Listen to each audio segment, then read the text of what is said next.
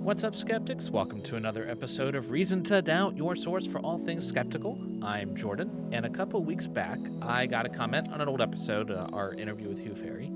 Specifically, I got this comment from Robert Burke-E1N. It says, "Let's talk about 9/11 and the moon landing," to which I responded, "Absolutely, let's talk about it."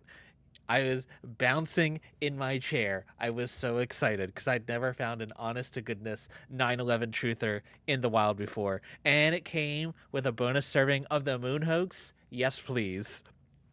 He proceeded to blow the whole thing open, explaining at length why 9/11 could not have possibly been what we were all told it was and how the moon landing is definitely fake. Now, unfortunately, maybe because the comments were a long rambling mess or I don't know why, YouTube decided to hide them from public view, but don't worry. I was able to find the comments in all their glory on the studio view that I can see. So I immediately copied them and screenshotted them so this incredibly valuable perspective would not disappear. And now I am here to share it with you viewers along with my own, little insights. So, without further ado, here's the truth about 9/11 according to Robert. The truth is 9/11 was obviously not 19 kids stealing jumbo jets in midair. Not hijacked as the media claims, but actually stolen. And having never flown a jumbo jet, flew them perfectly and into the most guarded and protected building in the country. Well, the average age of the perpetrators, alleged perpetrators, was 24, with the oldest being 33 and the youngest being 20. So your use of kids is questionable, but more importantly, stealing a plane in midair that's just kind of what hijacking is. Hijacking is the unlawful seizing of an aircraft, ship, or vehicle in transit, forcing it to go to a different destination or to use it for your own purposes. So I'm not sure what distinction you're drawing between stealing and hijacking here. But anyway, regarding their never having flown a jumbo jet before, one of them was a trained commercial pilot.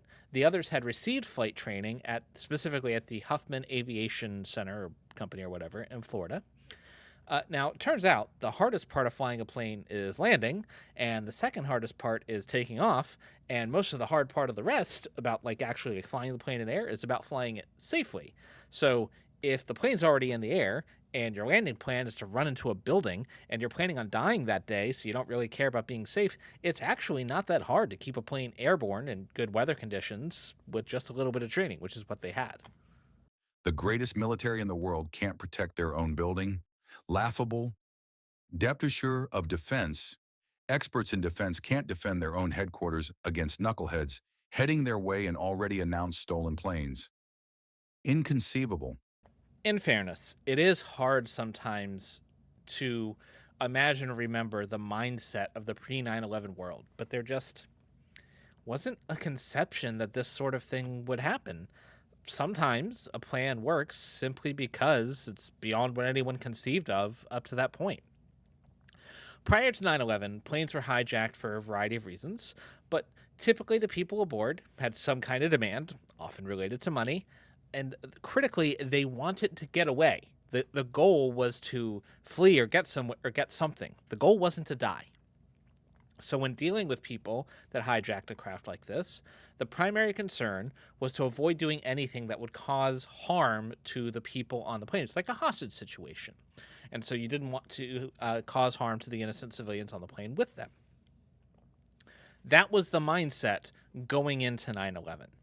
Now, the first moment anyone outside the planes was aware that anything was going on was 8:19 a.m. So that's the first time anyone was aware that a plane was hijacked. But at that point, it's just a hijacked plane. So less than 30 minutes later, that's when the first plane hits the tower, right? But at that point, it still could have been an accident, and that's what people assumed it was. It wasn't until 9:03 that the second plane hit, and that is when people realized it's not an accident. It's not just a hijacking gone wrong. So from the moment they have that realization, they realize they're actually under attack. It's 30 minutes after that the Pentagon was hit. Now, that may seem like a long time, But again, the military simply wasn't prepared for an attack like this. It takes time to get fighters fueled up and scrambled and ready to go when you're in a completely passive posture. The US is not a war zone. We don't have tons of fighter jets regularly lined up just in case a completely unprecedented attack happens out of nowhere. Uh, Later that morning, the president ordered all non grounded airplanes to be shot out of the sky, but by that time, everything was over. And none of this requires a conspiracy to explain. It was simply a failure of intelligence and of imagination, and not realizing what threat was happening, what kind of attack we were under until it was too late. The US military is powerful, it's skilled, it's very capable, but as a person who was in that military for 15 years, I can tell you it is far from infallible. The towers didn't collapse as the media claims.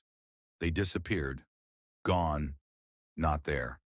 My brother in Christ, I watched them collapse live on my television. I watched it happen through a TV, and thousands of people watched it with their eyeballs in New York. You can ask anyone who is millennial or older, and they'll be able to tell you exactly what it looked like when the buildings collapsed. We all watched it happen. There are tens of millions of witnesses to this event.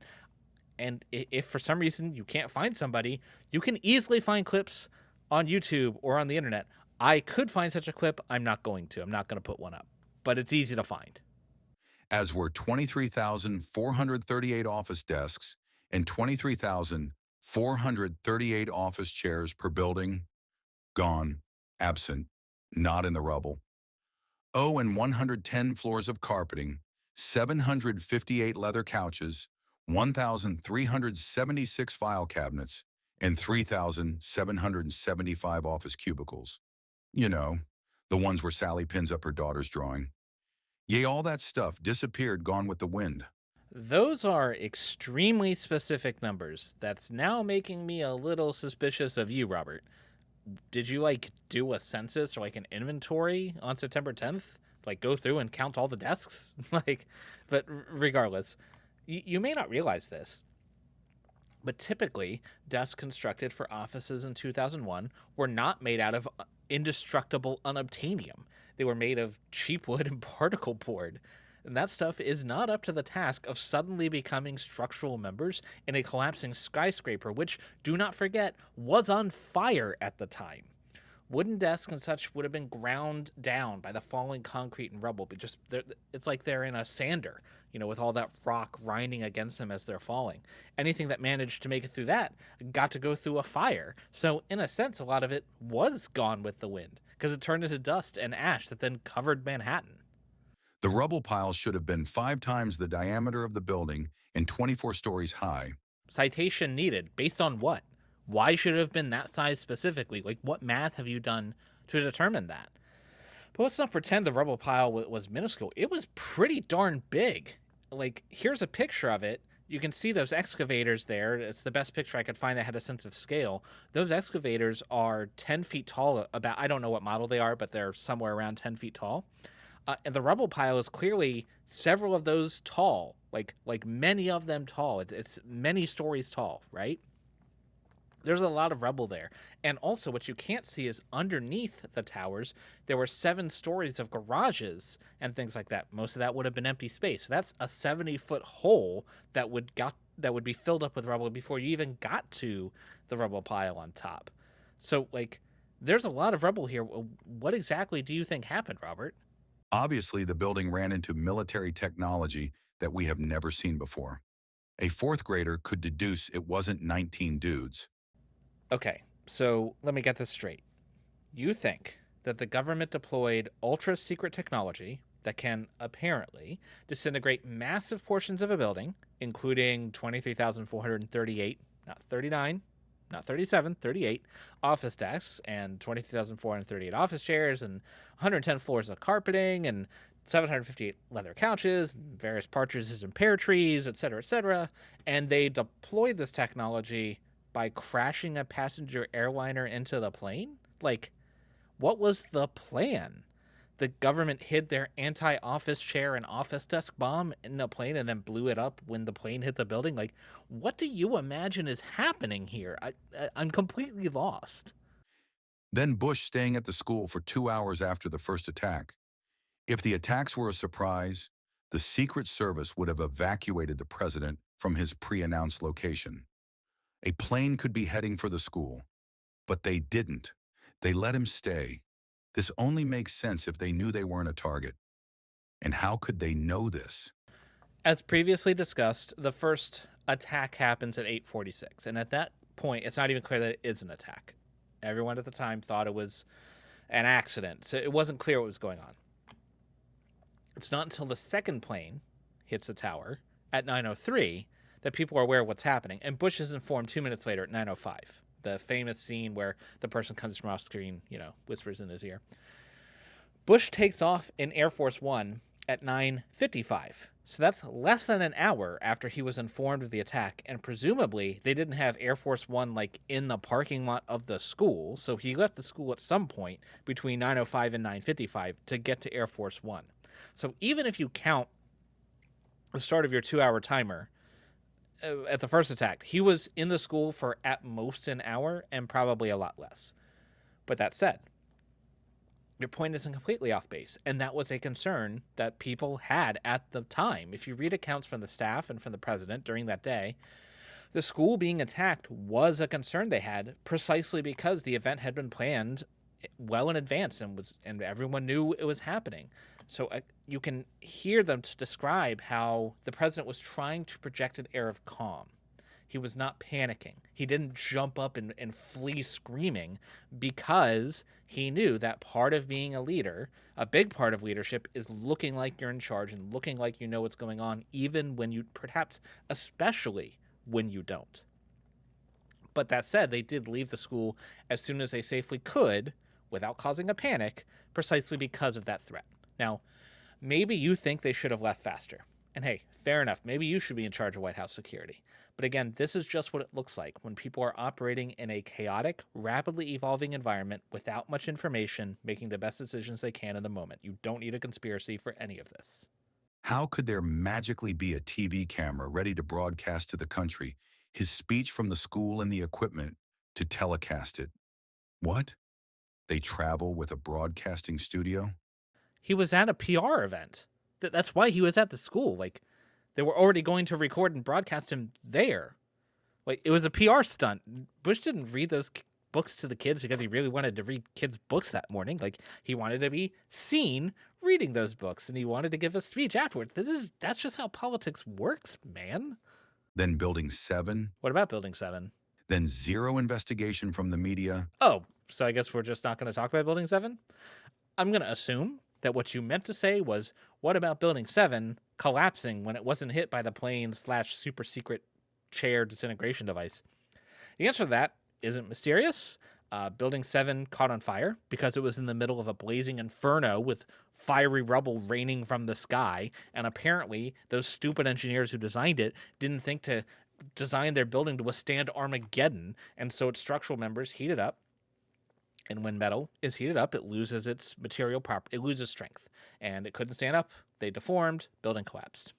Then anthrax threats to officials to keep quiet. If the goal of the anthrax attacks was to keep people quiet about the real truth of 9/11, then it was a piss poor way of doing it, especially considering the people who are doing this to keep people quiet are a government that has access to disintegration rays. I would like to think they could have done a better job.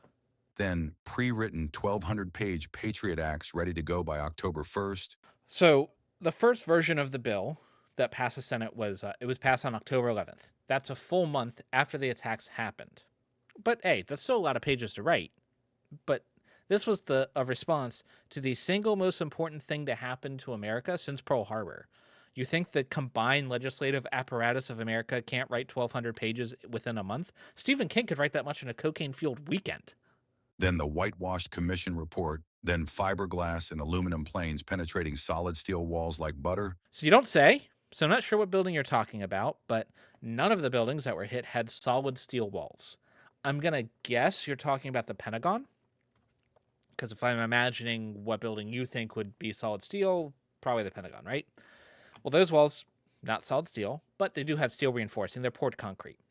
Something around a foot thick. But that surface, if you look at pictures, it's penetrated by a lot of windows. So reinforced concrete, it's tough stuff. non-indestructible. It's less thick than your average bunker, for example. The plane that hit it was going almost 600 miles per hour when it slammed into the wall. Most of the plane disintegrated on impact. That's not exactly going through the walls like butter, it just exploded. The thing that did most of the penetrating was probably the metal landing gear, and that is basically a hunk of solid steel. So, hunk of solid steel traveling at close to the speed of sound penetrates concrete wall. That doesn't sound so shocking, right? When you kind of dig down to what's actually happening, it's really not that mysterious. Then zero plane wreckage in Pennsylvania, then zero bodies and zero plane debris at the Pentagon. The plane hit the Pentagon, a concrete wall, going 600 miles per hour, then blew up into a massive inferno, and you're surprised that weren't intact bodies afterwards? The same goes for Flight 93 that crashed in Pennsylvania. There was wreckage of that one. You can see pictures of like bits of metal and door frames and stuff, but the pictures are hard to find. But again, that's a plane going almost the speed of sound, slamming into the rocks of the ground. Like you and your previous point were just talking about how the planes are fragile and it's amazing that it went through it because they're just fiberglass and aluminum. And now you're shocked when the fiberglass and aluminum plane hits rock at hundreds of miles an hour and doesn't just bounce off completely fine or like leave a Looney Tunes like impression of itself in the ground. Like, which is it, Robert? Okay, well, that's it for 9/11. I have to admit, I am a little disappointed we didn't get the old jet fuel can't melt steel beams thing, though Building 7 did touch on it a little bit. But hey, I mean, I can't complain. I'm pretty happy with that. But don't worry, we're not done, because the moon landing is still fake, folks. The moon. Omja, where did they get the oxygen to breathe since 98% of the time they were in an oxygen-free environment? Yeah, they had oxygen to breathe in a oxygen-free environment because they brought it with them, because they aren't fucking stupid, and they knew they'd need oxygen on the moon. Those tiny backpacks gave them air to breathe for hours or days. Absurd. I'm not sure why you think that tiny backpack, which is actually kind of bulky, but why you think that would be a problem to give them air to breathe. So you might not be aware of this, but when you take a gas and you put it under pressure, the gas becomes a lot more dense. And you can fit a lot more of the molecules you need in a much smaller space if you pressurize it. So, for example, the air you breathe is at a density of 1.3 kilograms per meter cubed, and most of that is nitrogen. Only about 21% of the air you breathe is oxygen. For comparison, liquid oxygen is almost 1,000 times more dense, at about 1,100 kilograms per meter cubed. Another way of expressing this is that it has an expansion ratio of 1 to 861. That means for every milliliter of liquid oxygen you have, you can get 861 milliliters of gaseous oxygen. Now, according to a paper published in 2021 in the description, a human breathes about 6 liters of air per minute. Remember, only about 21% of that is oxygen, and you exhale some oxygen too. But let's imagine for a moment that 100% of the air you breathe in just disappears, and you use up all the oxygen, so you need to replace it completely, and we're going to replace it completely with oxygen, okay? If the astronauts had, for example, a small 2-liter tank of liquid O2 with them, that would provide 1,722 liters of air, sufficient, even in our ridiculous overestimate, for almost 5 hours of breathing without requiring any additional air from any source. Now, the actual system they use is more complex than that. It was called the Apollo Portable Life Support System, or PLSS, and it had all kinds of things there to keep the astronauts going, but it also it included a tank of oxygen stored at very high pressures, and therefore higher densities than normal, and that oxygen provided enough air for them for their missions. Now, their missions were limited, their excursions, their EVAs, they were limited to 4 hours before they'd have to go back and get more air. I'm sure that included a big margin of safety. So yeah, it's not crazy to think that that backpack could have had enough oxygen to sustain them for 4 hours. That's not hard to do. And wearing those helmets, they would suffocate on their own exhaling of carbon dioxide. Do you think everyone at NASA is an idiot?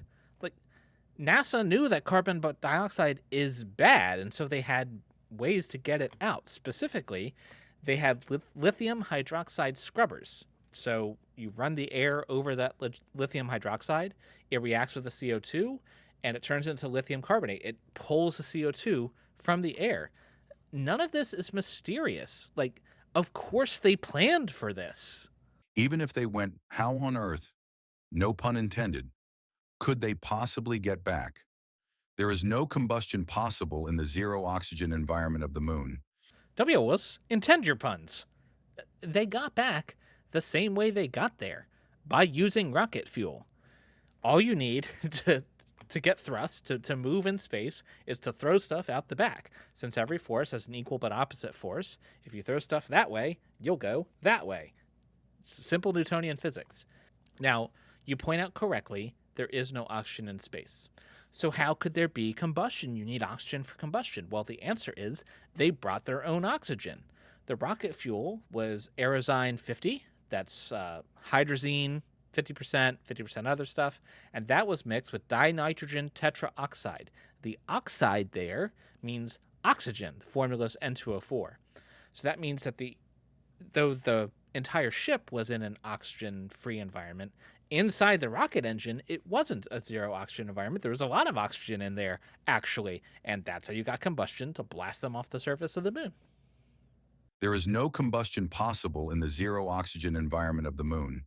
So they got into that tiny capsule that landed in the ocean and magically took off from the moon and grabbed the steering wheel and flew back 250,000 miles back to Earth while having no air to breathe for 3 days in that tiny sealed, whatever you call it. Just beyond ridiculous. Why'd you call it a tiny sealed whatever you call it when you called it a capsule, like, literally in the same sentence? What do you mean they had no air to breathe? Do you think they just vented the air for the lulz? I'm struggling to comprehend what you even think is happening, Robert. They had air because they brought air with them. They put it in tanks and then they could use it while they were on their trip. Like, what is happening? With technology 2000 better today, no country can figure out how to get man to the moon. Despite the fact that we have technology 2000 better, no human being has gone back to the moon. That is correct. The reason boils down to something pretty simple. It's extremely expensive and time consuming. So once the US and Russia had finished their pissing contest and the US won, the two nations went back to doing what they did best, which was building an absolutely bonkers amount of weapons to point at each other while ruining third world countries across the globe. Now, if we decided, we as a society, or more accurately, the wealthy that rule the government, if they decided to spend enough time and money to go to the moon, then we obviously could with enough expenditure of effort. And there are plans to do just that. But a space program isn't cheap, and NASA decided they had better things to do. Though I think they might have been wrong, because a moon base would be pretty cool. Do you go to Paris and not take a picture at the Eiffel Tower? If any country even sent a manless ship to the moon, we would have amazing pictures of the Earth and moon as they travel it. We have none that aren't CGI. So I like how you immediately added your own escape hatch. We have none that aren't CGI. And you said that because you know we do have pictures of Earth as seen from the moon. Here's one they took from Apollo 11. You can see Earth right there, right above the moon. It's the Earthrise. It's a beautiful picture. We have them because they were in Paris, so they took a picture of the Eiffel Tower from, like, yes, we did that. But no matter what picture I show you, you're just going to yell, CGI, and pretend you didn't notice it. It's just a ridiculous self-defense system to keep you from having to acknowledge the evidence. We also would have amazing video of the Earth slowly turning. We have none. Sure we do. We have plenty of videos of the Earth slowly turning. We can see it from space. Just Google video of Earth from space, and you get tons of results. But what's the point of showing you? Because you're just going to yell CGI again. Nixon called Buzz Aldrin on the moon to congratulate him. Really?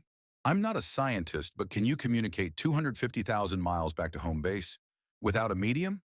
How the heck does one transmit a signal that far? Sounds like science fiction to me, although I'm not an expert in this area. Well, I do appreciate you admitting that you're not an expert in this area. Little late in the game to be saying that. It's also weird that you seem to be aware there's a lot of stuff going on that you don't know, but rather than thinking, I'm not an expert here, I wonder if all these NASA guys know something I don't.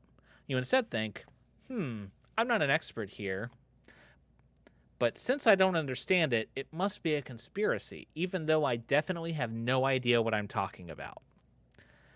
Anyways, though, to answer your question, how does it travel 250,000 miles back to home base without a medium? Easy. Light doesn't require a medium, and radio waves are just light. Light can travel perfectly well across a vacuum. In fact, arguably, it travels best across a vacuum. We've heard of like the speed of light being the speed limit. Well, that's the speed of light in a vacuum.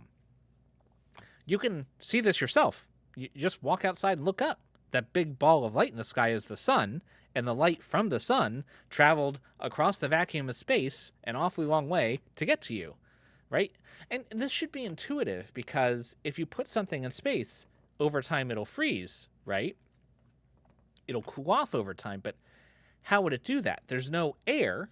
We'll talk about more about this in a second, but there's no air to do the cooling. So if something has to be doing the cooling, the way it happens is your body or any heated object would be emitting light, infrared, heat into its surroundings. And if that didn't happen, then bodies wouldn't cool off in space. You just stay the same temperature forever. The process is called black body radiation. So all you need to talk to the moon from Earth is a strong enough signal leaving Earth and a sensitive enough antenna on the other end. No big deal. The moon is 240 degrees in the sun and minus 130 in the shade. Those paper-thin costumes they wore would not do squat against those temperatures. Well, the spacesuits were not paper thin, unless the paper you're used to working with is like clay tablets or something, because they're like 11 layers thick. But I think the fundamental problem that's going on here is you're used to thinking about temperatures as they are on Earth, right?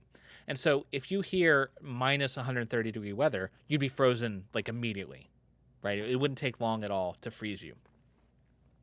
But remember how I just said like things cool down in space through radiating heat? That's true, but it happens really slowly. So to explain this, quick primer on heat transfer. There are three main modes of heat transfer. You've got conduction. That's when two objects touch each other, right? So if you like touch a pan on the stove, that's conduction. You've got convection. That's where a fluid moves over the surface. That's like wind or like running water running across the hand that you just burned on the stove. And then you've got radiation. Radiation is light moving and hitting you. So if you like hold your hand over top of a burner, you've got radiation coming from the burner hitting your hand.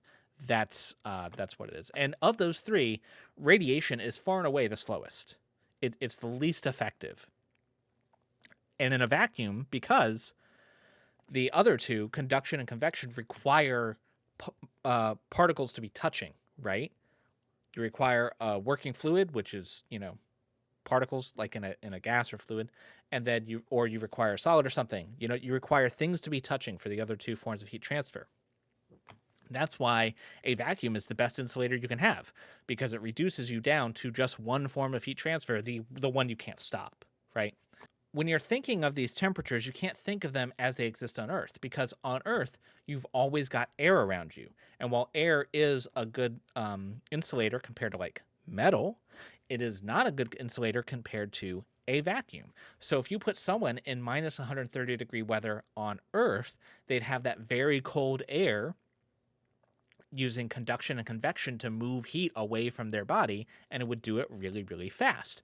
Likewise, if you had somebody in an oven that was 240 degrees, there would be very hot air around them that would be doing convection and conduction to move heat from the hot air to the body. But in space, the only thing cooling the astronaut off is their black body radiation heating the surrounding area, sending infrared out into space. So if you put an astronaut somewhere on Earth in that spacesuit that was minus 130, they'd be in big trouble.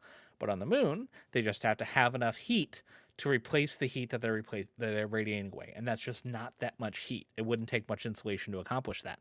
In fact, a person without a spacesuit would die very quickly because of the vacuum, but it would take them hours for their body to cool down and freeze. On the other side, with the hot side, similar logic works there. So again, not like they're in an oven. They're not in an environment with air. You've got light coming in, and that's what's going to heat them, but only if they absorb the light, right? So you have photons coming in. If the photon hits your body and it's absorbed, it's going to deposit its energy in that object and heat it up. But if it instead reflects away, you're not going to have nearly as much a deposit of heat, not as much. So that's why the astronaut suits were like shiny and white to reflect away all that light so they wouldn't heat up. Anyone who has seen the Apollo 11 press conference, the one that YouTube is forced to constantly remove, will see three men who are ashamed at their lies and look down when given a standing ovation. YouTube isn't doing a very good job of constantly removing it since this video is readily available. It's been up for 14 years. So, yeah, I guess YouTube just missed that one. You can watch it yourself. Link will be in the description. It's about an hour and a half long. The press conference happened about a month after the astronauts landed. And that's long enough for the excitement to kind of wear off, for them to have received similar questions over and over and over again over the course of a month. So if you look at it, they seem to me to be exactly what they were: three military men, trained to be professional and reserved, speaking about their mission, receiving the same questions they'd gotten repeatedly, but occasionally cracking jokes and laughing, right? I'm not sure what you expect them to be doing. Like doing laps? You want them to jump up on the desk? What do you want from them? They never appeared on Carson or anywhere in public for years after the hoax. Really? The man who first walks on the moon hides for 15 years. Strange. What's strange about it? Why would they go on Carson?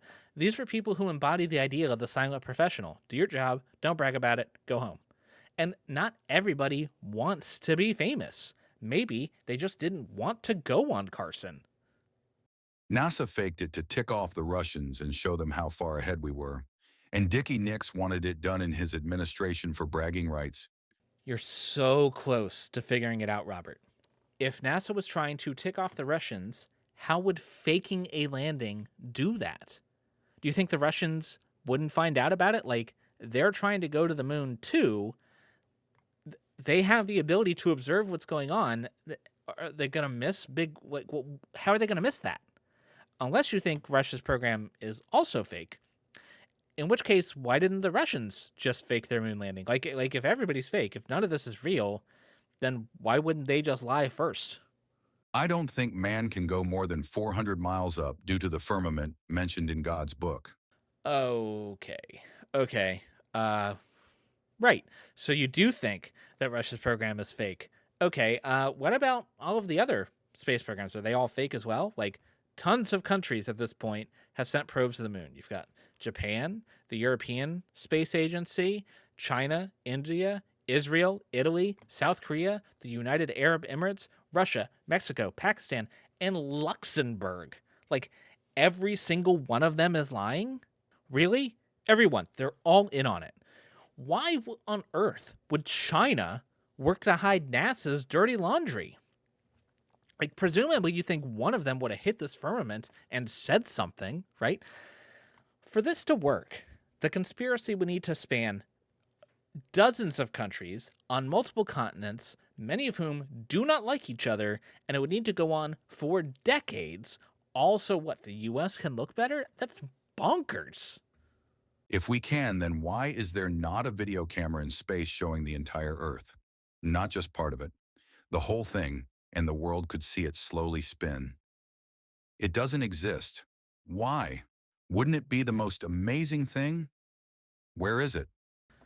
Okay, once again, videos of the Earth from space do exist.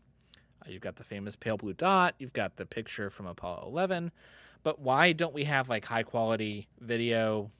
Well, the answer is like satellites don't go that far away from Earth. And so if like you send a satellite to space, they're actually not that far up. And the Earth is really big.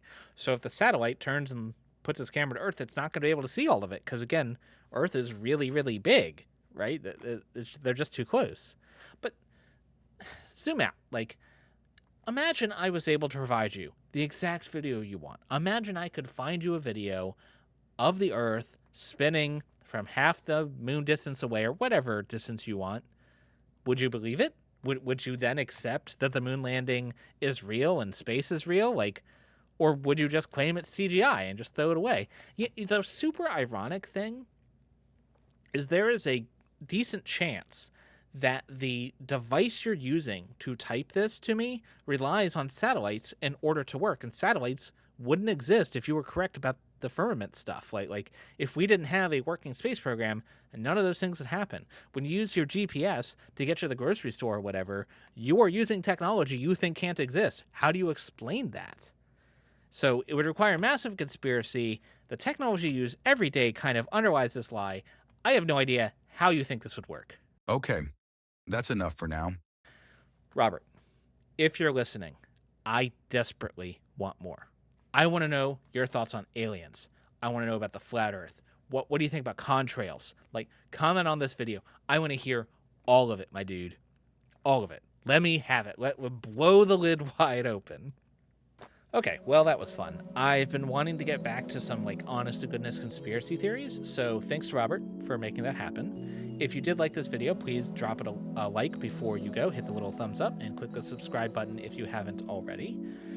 If you'd like early access to these videos, you can support us on Patreon. You've just a couple bucks a month. Really helps out with the channel, and you'll get early access to any pre-recorded video we do. But if you don't want to do that, no problem. Even just liking and commenting is a huge, huge help. So do all that, and remember, until next time, you've always got reason to doubt.